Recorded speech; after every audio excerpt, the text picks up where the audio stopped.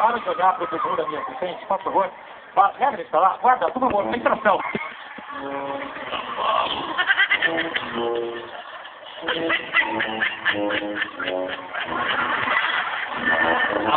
Meninas, muito obrigado, meninas. Obrigado, hein, Thiagão? Vamos lá, né? Thiagão, gostou? Entramos bem, né? Muito bem. Quantos anos você tem? 24 anos. Faz o que na vida? Trabalho no vendedor de peças. Vendedor de peças? Automotivo. O que faz um vendedor de peças? Vende peças. Né? Porque você fica ali vendendo as peças, né? Automotivas, peças de automóveis. Então você é um vendedor que vende peças de automóveis. Claro. Eita!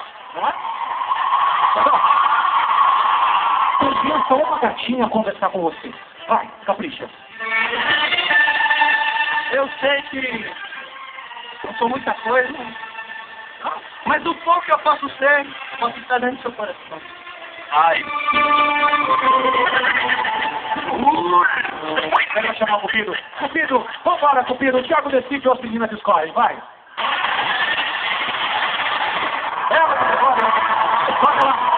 Vai, tome lá. Não, você é tão bonito. Ai, ele é muito fofinho, mas ainda não é o que eu espero. Fofinho não. Ele é fofinho. Não, tu chamou o cara de fofinho. Não. Homem macho! Não, fofinho é carinhoso. Nunca chame um homem de fofinho. Viu? Fofinho, bonitinho, simpático, gente boa. Não. Eu vou lá que é feio, é horroroso, né? É a carranca do Rio São Francisco. Ah, não, né? Não. Muito bem. Michele, e você, Michele, vai conversar com o Thiago? Não.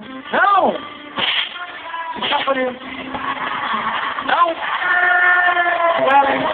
Suelen, se você perguntasse o telefone do Thiago na balada, se ele pedisse o seu telefone, você diria, vende para uma plástica ou conversaria com ele?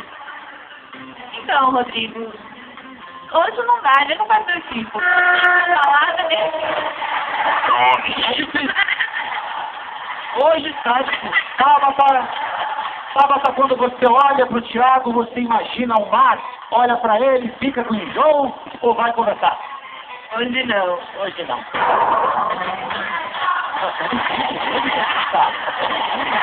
Hoje. Callan. E você, Callan, vai conversar com o Thiago? Não.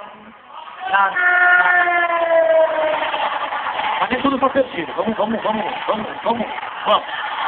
lá. A esperança é a última que morre. É isso. A esperança é a última